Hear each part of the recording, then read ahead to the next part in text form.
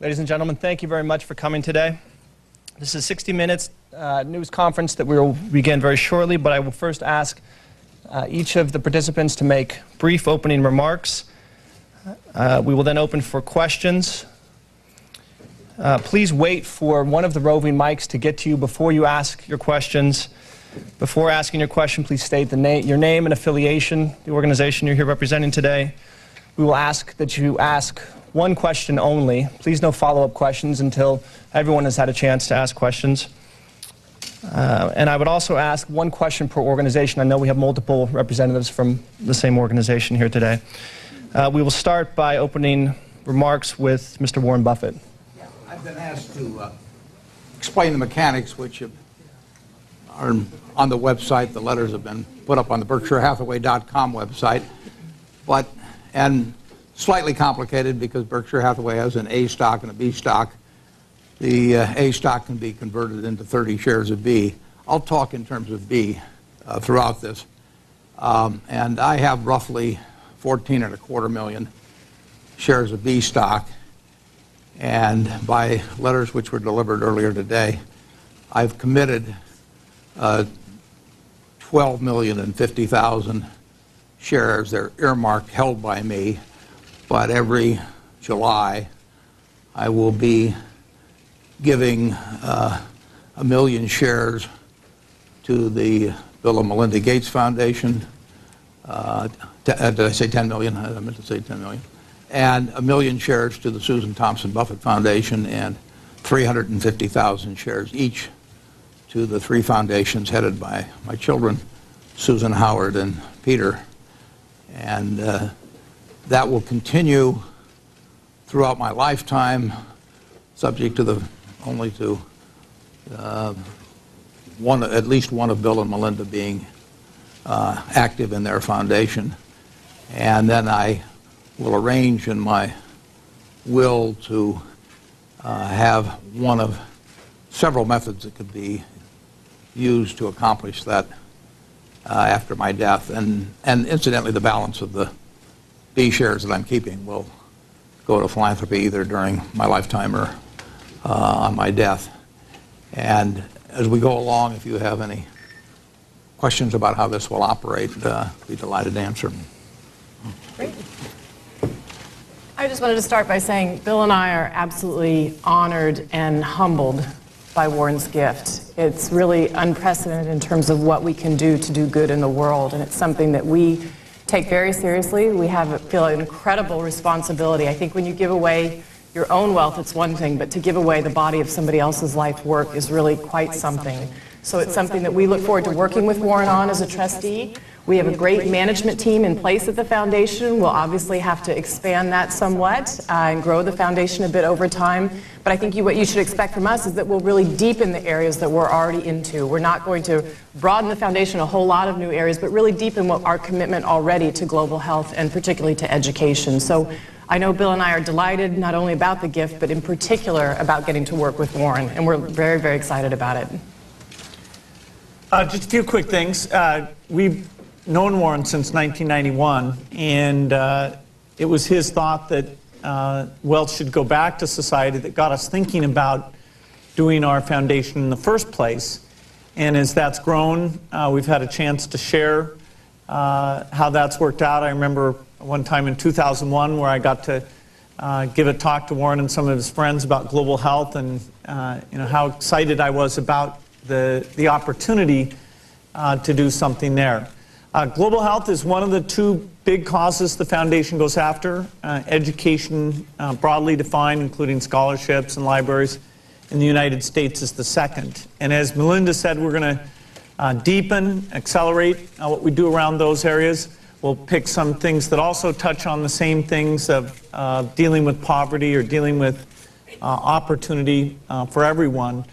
And so it's a big challenge for us to make sure that this money gets used in the right way, but one that we're thrilled about, and thrilled that we'll have Warren as our 3rd trustee. So you're seeing the 3 trustees of the foundation here, and we're going to do our best job to have as much impact as possible. Certainly these problems are gigantic, and so it's not only what we do, but what we do with our partners, what we encourage other people to do, and the partnership often that we have with governments.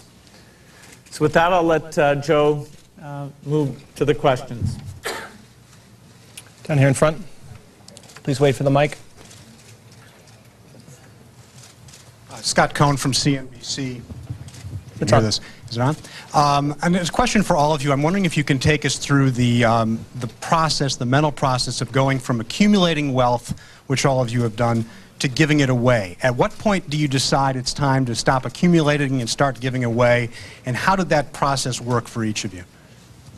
Well, my original thought, and it was a thought that was developed with my wife 50 years ago, was that I would accumulate it through my lifetime. And I thought the odds were good that she would survive me, and that we always were agreed that it would all go back to society, but we thought the odds were good that she would be the one that implemented that.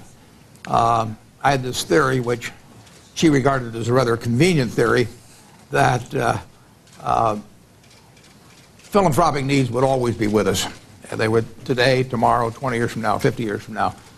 And that if money was destined to go to philanthropy, that the people who were high compounders with money should be the ones that take care of the 20 and 50 years from now, and the ones that would be the low compounders should be the ones that would be taking care of today's needs. Like I say, she found that rather convenient because she also knew that's what I wanted to do anyway. But she died before I did, so I then was faced either with the choice of letting it run till the end of my life or doing something currently. And since I had a sensational solution for doing it now, better than any I could have imagined, I have selected these 5 foundations, all of which have their own strengths, to implement this.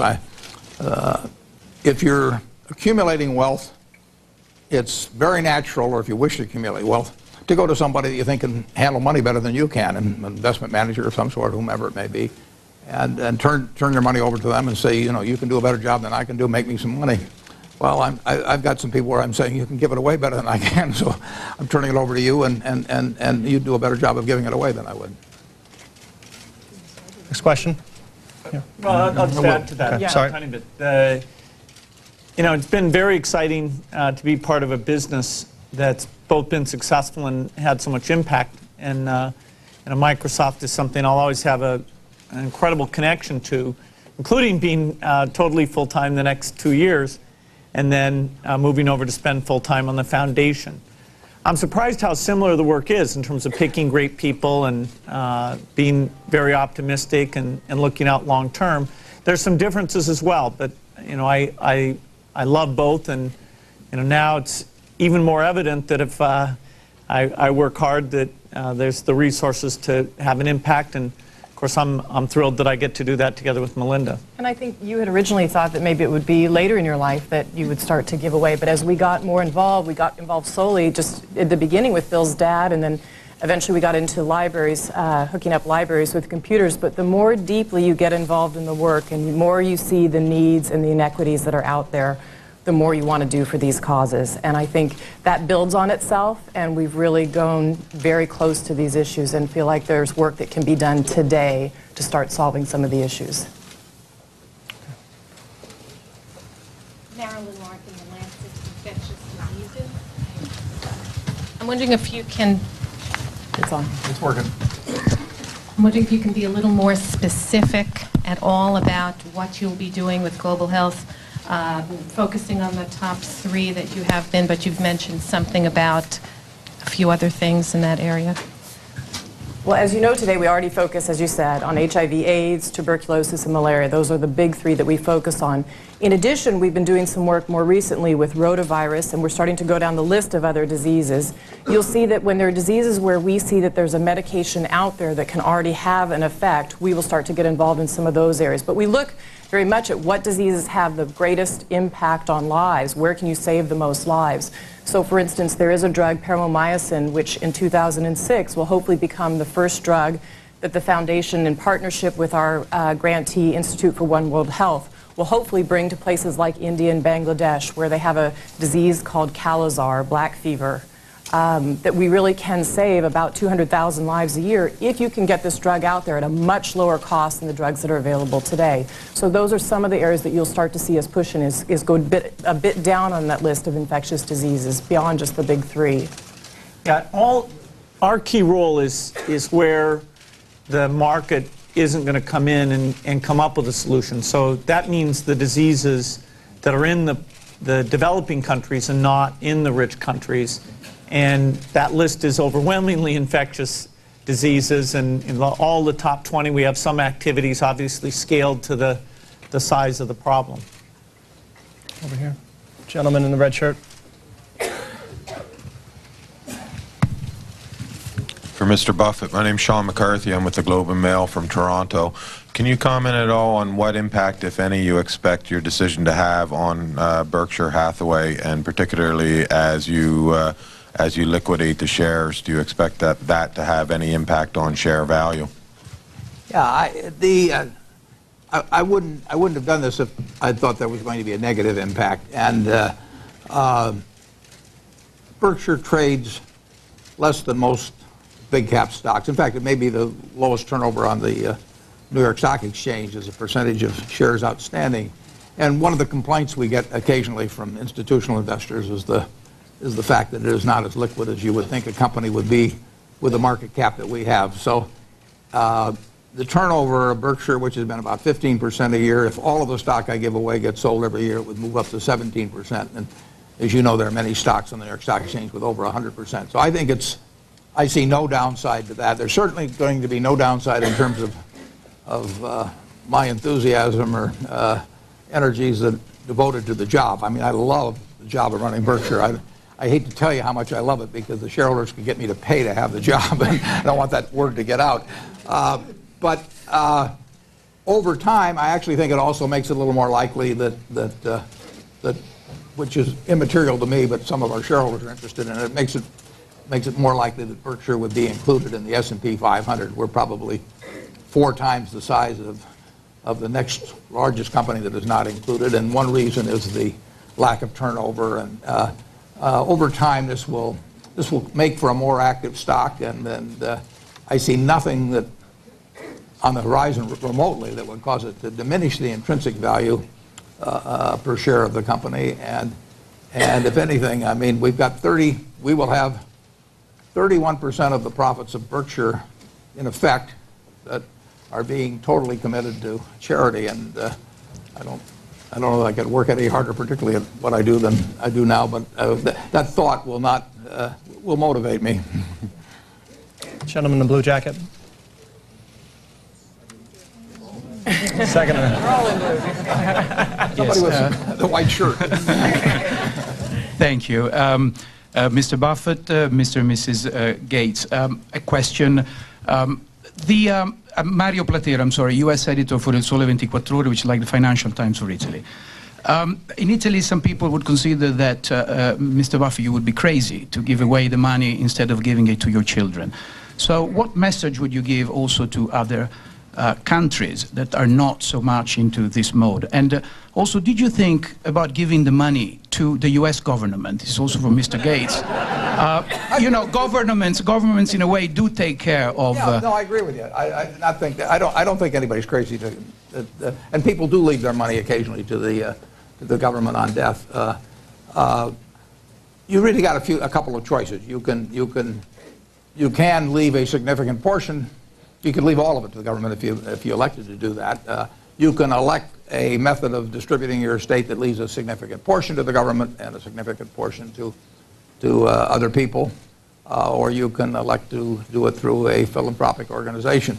I think that in terms of the 40-odd billion that my Berkshire shares are worth now, I think that Bill and Melinda and also the people involved in the other 4 foundations will do a far better job in terms of maximizing the good that comes out of that money than would happen if it were dropped into the federal treasury. You know, that well, you'll get a chance to judge that over time. But I think I have used the Gates Foundation as an example when I talk to students of a terribly successful organization that would per dollar spent, as also is true with the Susan Thompson Buffett Foundation, per dollar spent, I think the results are terrific in terms of improving the lives of people around the world. So that would be my choice. Other people can look and see how this turns out, and maybe they will find a model that they want to emulate if the results are as good as I anticipate they will be. I'd add to that we think philanthropy is something that is a choice that people make, but we want to show people that it can be a lot of fun and it can have a lot of impact. And so we think, whatever country it is, we'd like to encourage more philanthropy. Absolutely. On the end in the second row.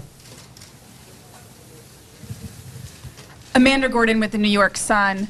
You introduced yourselves as the 3 trustees. I'm wondering about a possible 4th that's very well known in New York, Mayor Bloomberg. He's expressed an interest in devoting his life after office to philanthropy, and he also has an interest in public health, as you do. Have you spoken to him? Have you been in talks about his joining your venture? Not recently, but I think perhaps 5 years ago, it was well before he was in office, he and I talked about philanthropy and the whole idea of what you do with your estate. And I mean, his record in philanthropy is extraordinary. I mean, he enjoys giving away money, and he enjoys giving away money intelligently on a big scale, wide scale. I admire what he's done. I admire what he's done as mayor of New York, too, but I admire what he's done as a philanthropist. But I've had no conversations with him about this recent action at all.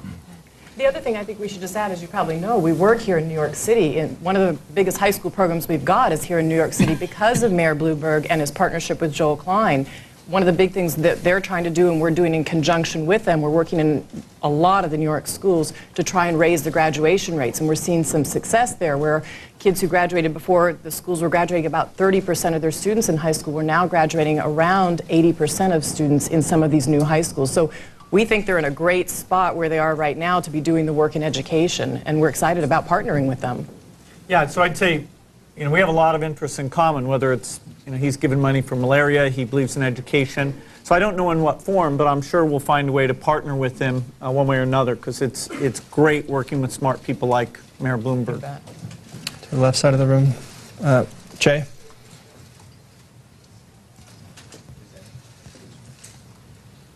Go ahead, and then Jay, I'll get you afterwards. Go ahead. Go ahead. Wanted to get back to your children, Mr. Buffett. Seriously, what did they do wrong? Did they break curfew?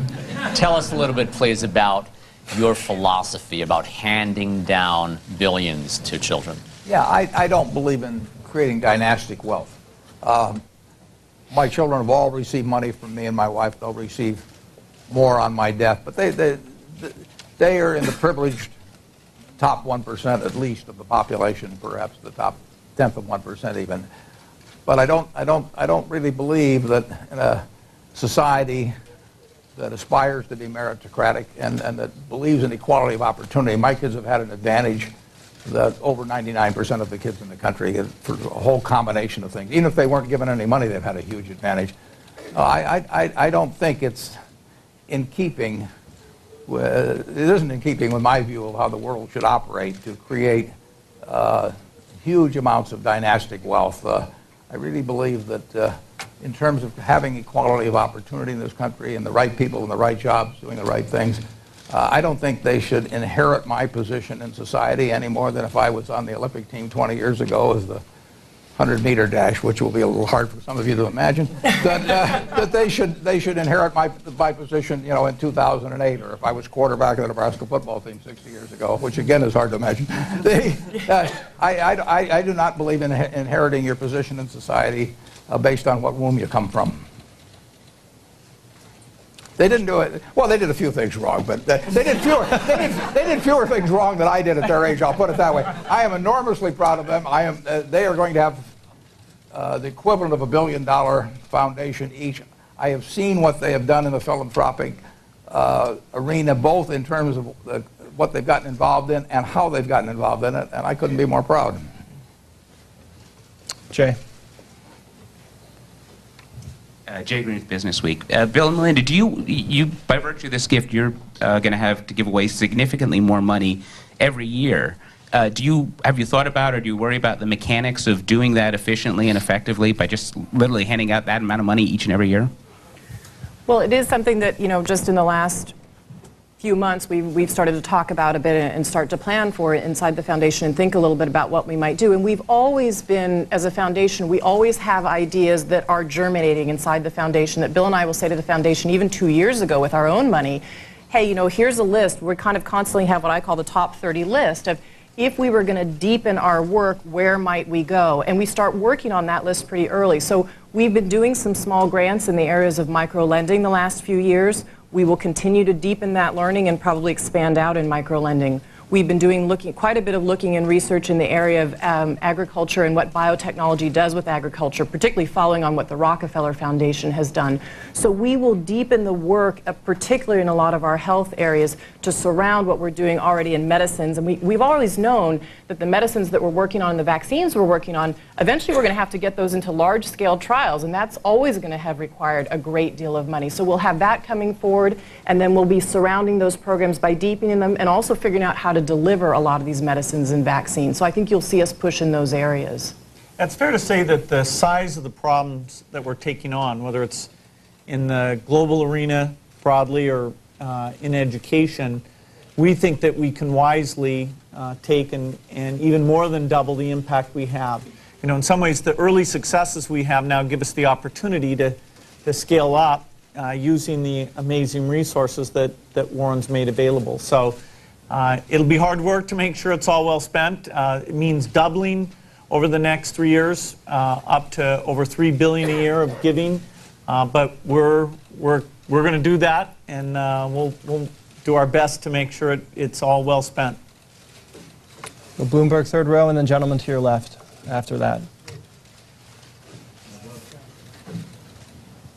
Pim Fox, Bloomberg News.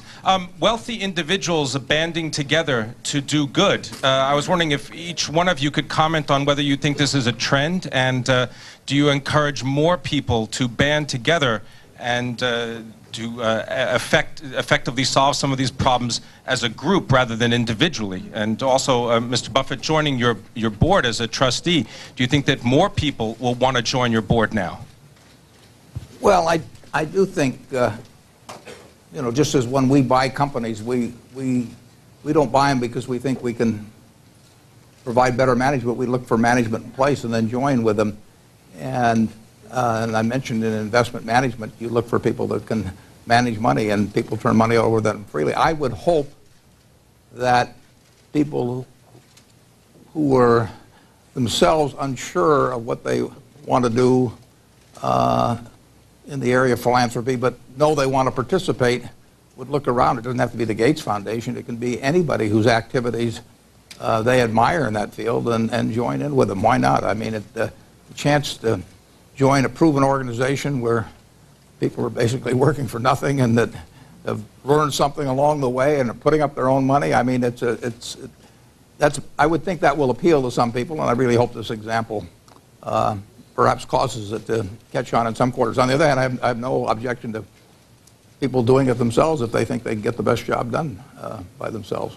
I think it's also important to say that, the foundations already talk and work a lot together. I mean, we're working with Michael and Susan Dell already on Texas high schools, particularly in math and science.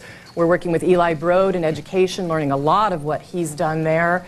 We're partnering with the David and Lucille Packard Foundation, some delivery work that they've done in India, 2 states in India. We're particularly interested in using the network that they have to get medicines out. So the foundations do partner and talk. I don't think you have to sit on one another's board to do that kind of thing. And even throughout time, and we were at the New York Public Library this morning, that was Carnegie and Astor and Bigelow together who put together that incredible library system for New York. So I think it's been done throughout time. Maybe you get these fluxes in history where it comes together more, and this might be one of them, but I think we all have the same goal of doing good in the world. Yeah, so I think the key thing is to get more of the people who are super lucky to think about giving back and either backing people who have a way of doing that or having them come up with something that they'll put their energy into. We'd like to see more, and I think there is a slight trend in that direction. Ted Turner started off by kind of scolding people, and that was a good thing. We're trying to complement that by showing how much fun it can be. And then again to the gentleman right here, third row.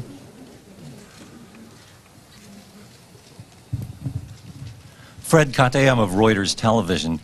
The Bill and Melinda Gates Foundation is already by far the largest foundation in the world, 30 billion strong. Now you're going to double the size with Mr. Buffett's donation.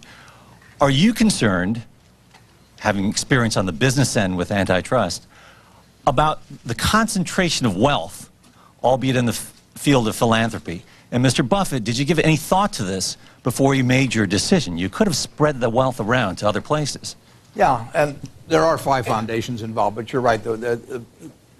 You have to think about what activities are scalable and whether some actually become more effective with scale, where if you're double the size, you can accomplish more than double the results. I've watched the Gates Foundation for a number of years. I think in their field, I would be amazed if results diminished proportional to capital. I wouldn't be surprised available funds. I wouldn't be surprised if actually they became more efficient, more effective per dollar spent in doubling the funds. You know, there's no question that, you know, if your interest was, you know, taking care of stray cats, and you decided you were going to triple somebody's foundation, that you might not feel like you'd accomplished a hell of a lot at the end of the day. But when you've got billions of people who've been dealt a terrible hand in life around the world, with really hundreds of millions with health problems of one sort or another that in a great many cases could be prevented, that is not something that $3 billion a year is too much money for. And I think it's up to us and to work with the management team inside the foundation to make sure that we build advisors in around our programs. We're not going to have advisors that advise the whole foundation, but advisors around specific areas. So we already do that. For instance, in the Grand Challenges for Health, there are 20 scientists outside of the foundation who sit. Out of the 22 seats, 20 are held by outside scientists who review every single one of those grants and give comments to those grants. And we see those comments when we're making decisions on things. So, and that's true of all of our programs. We build specialists in outside of the foundation to give us comments and review on that. And we'll have to make sure we continue to do that. And as we deepen our work, if we go into micro-lending or we go into agriculture, we'll have people who have already been working in that. We've already learned a great deal from the Rockefeller Foundation, who's been working on ag bio for many, many years. They're the ones who started the Green Revolution. They're out in 20 countries already. Well, you better believe we're out talking with them, partnering with them, taking their lessons learned and saying, okay, what else would you all do if you were going to come in and broaden your work or expand it even deeper? So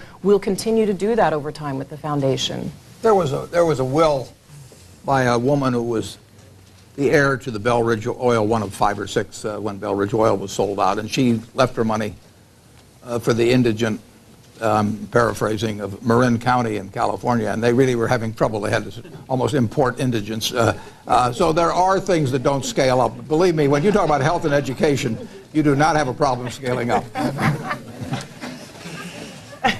Woman in blue, third row. Susan Dempsey on philanthropy.com. Mr. Buffett, in your interview in Fortune, you spoke about the need to make mistakes sometimes in philanthropy, and I wonder if you can comment on the value of being able to take risks. Sure. It is true that in business I look for easy things to do. I mean, I've found that you get paid just as well for stepping over 1-foot bars as trying to clear a 7-foot bar, and there's no degree of difficulty adjustment for your if you make $1 million and you did it by a plain vanilla dive into the pool, you get paid the same as if you did a triple gainer off the high board. So you look for easy things in business, easy businesses to understand, you know, strong market positions, whatever it may be. Philanthropy is just the opposite. You are tackling problems that have resisted great intellect and lots of money often. I mean, these are important problems. People have thought about them before you. And people have many times spent money on them, and you are going to make mistakes. You're going to have failures. You're going to be disappointed with some people, and it's the nature of the game. And in my letter to my 3 children that is on the internet, you know, I told them don't don't just go for safe projects. I mean, you can bat 1,000 in this game if you want to by doing nothing important.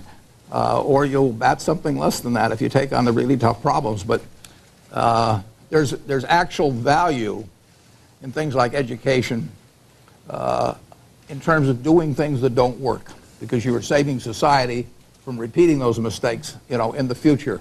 And if you try 5 models and 4 don't work, the 5th can be very valuable, and maybe you'll try 5 and 5 won't work, and then you've got to try 5 more. I mean, these are not easy problems, and if you have a total non-tolerance for mistakes, you're going to be very unhappy in the business. But you're doing important things, and the occasional home run that can be replicated by other people in society will far overshadow the cost of the mistakes. A great example of that is that I thought before we got into this that somebody would be funding a malaria vaccine or an AIDS vaccine in a very big way. And yet those are such risky projects where you don't know how long it'll take. It'll take longer than a politician's term. May take a lot more money. There just institutionally was no organization that was there to kind of be at the center of taking that on. And so that's a very risky thing. We can't tell you when any of those things work. We've got enough irons in the fire that we think we're backing many different approaches because of the importance. But we will have many failures in drug discovery. We'll have failures in new school designs, but every one of those will be a lesson to us. Right. Dagan McDowell at the Fox News Channel. This cements it that your children will not be getting the vast bulk of your fortune.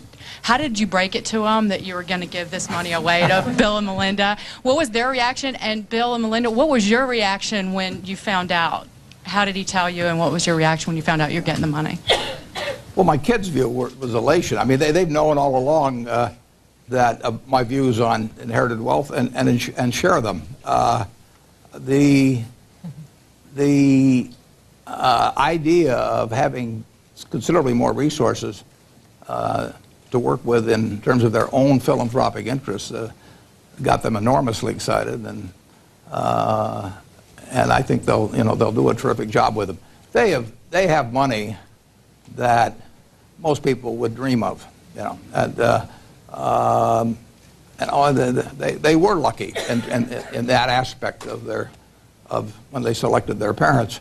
But I think they've been, I put in the Fortune article that, I think that a rich person should leave their children enough so they can do anything, but not enough so they can do nothing. I mean, I think the idea that you have descendant after descendant after descendant that can command the resources of society with these claim checks that you leave them, for decades to come, and command the labor of other people and so on. I don't think it's the proper way to run a society, and I'm delighted my kids they were fortunate, and when I was growing up, or when they were growing up, more or less simultaneous, they thought. When they were growing up,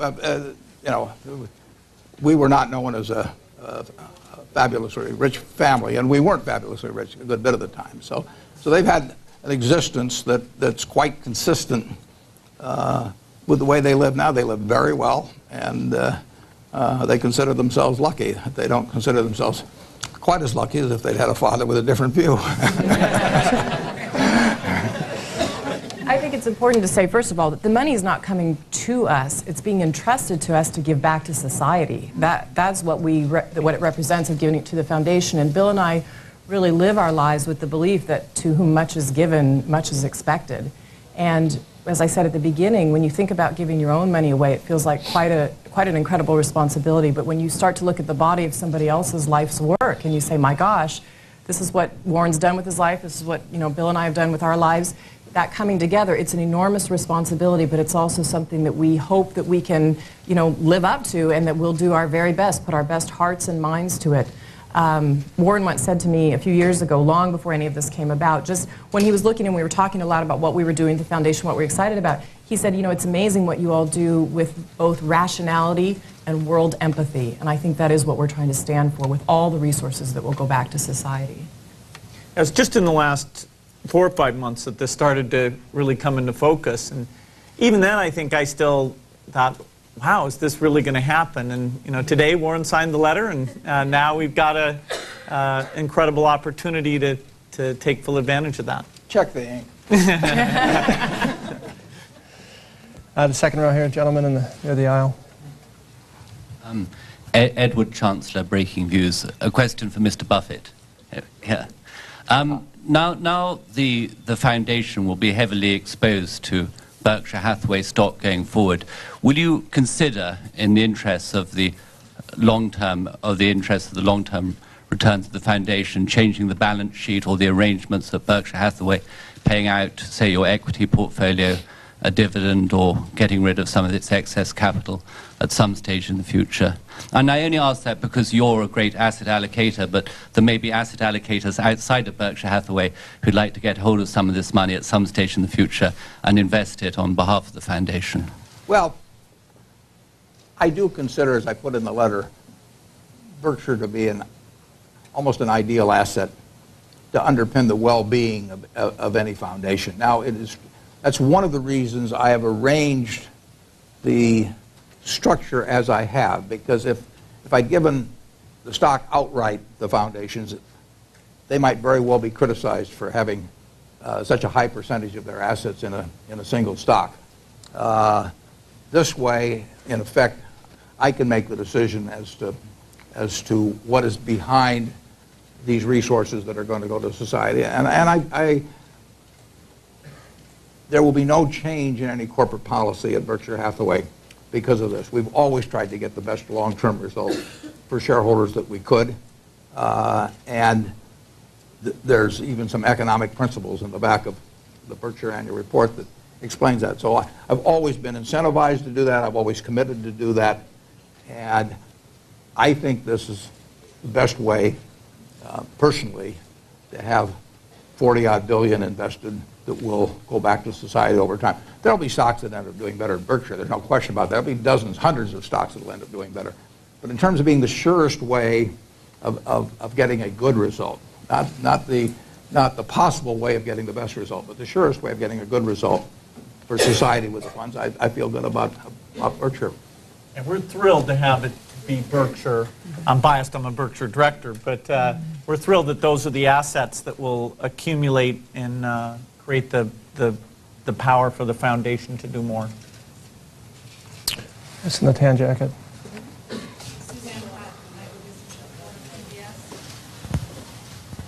Hi, Suzanne Pratt, Nightly Business Report on PBS. My question is for Mr. Buffett. Following up on an earlier question regarding the stock, can you think of any reason why Berkshire Hathaway shares would sell off on this announcement today? Well, I don't know about today. I can't think of any reason why they would sell off there over any period of time. Now, anytime people get breaking news on a stock, you know, who knows how they react in a given hour or day or even a week. But I see no way that it decreases the intrinsic value per share of Berkshire, and I see no way that it, over time, changes the price of Berkshire relative to its intrinsic value in the market. So there should be no downside whatsoever, and I can possibly see some upsides over a period of time just in increasing the liquidity, but that's not a consideration in what I'm doing. Right here. Mr. Buffett, Anthony Mason with CBS. You have said you don't feel as well cut out to be a philanthropist as the Gates are. Right. Why is that? Well, I think they can probably I think they'll probably spend more time and energy on it, and I am so involved in what I do. I'm having so much fun doing what I do that for me to say I'm going to spend a high percentage of my time in some other area, it's just not realistic. I mean, I would you know, it's like me quitting cherry Coke and hamburgers. I mean, it isn't going to happen. So I think they will be more able to accept mistakes than I would feel about. I have no problem accepting their mistake because they're going to make them, and anybody's going to make them. I don't like to make them myself, so I would rather have them make the same mistakes that I would make, and probably some fewer, And I have so much fun doing what I do that Bill gave me a book last night about, how many pages is there? 892. Yeah, 890. Okay, and he said I'm giving you a quiz on this in the morning, and it's about disease. he's better. For one thing, you read way faster, but he can soak up this information on a whole bunch of subjects so much faster. If I were to have unlimited time in the next year, and he were to have unlimited time, and we started from the same point in terms of learning about medicine, I would give him the blue ribbon and go off and do something else. He'd win. And that doesn't bother me. It just means he's better at it than I am. I'm better at managing money than most people, and that's what I've done. And it makes sense for people to turn their money over to me to do that. It makes sense for me to turn the money over that's going to go into philanthropy to Bill and Melinda. I would not want to listen to as many different people with as many different opinions as they enjoy listening to. I love questions from journalists, though. I mean, that's good. I think we have time for one more question, Marilyn Chase.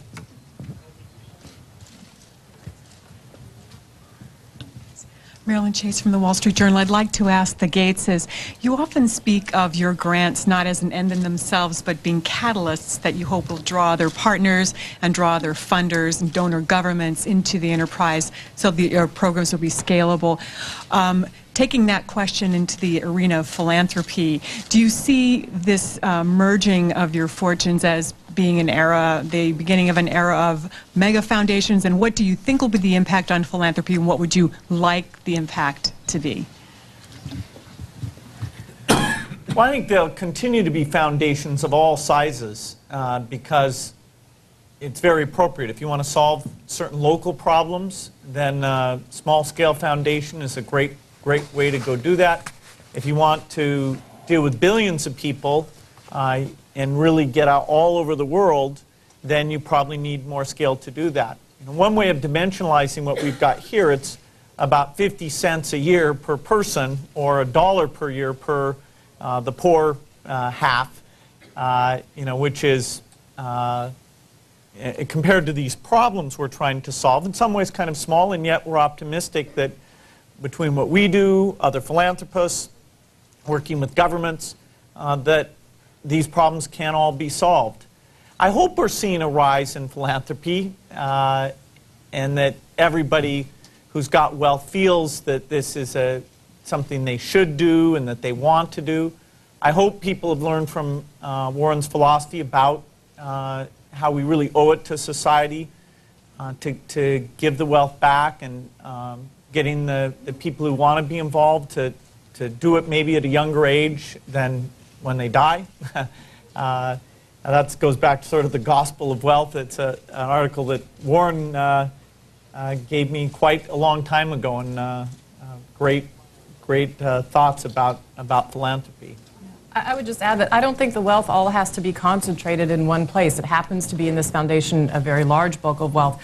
But we will continue to work the way we're working today. I mean, we will still work with the other foundations that we're working with so closely today, and so many partners that we work with and we rely on today. And I don't think that changes just because of the scale of the money that's involved here. It just allows us to deepen in our areas. And it's something that we're obviously tremendously thankful to Warren about, and tremendously excited about for the impoverished of the world.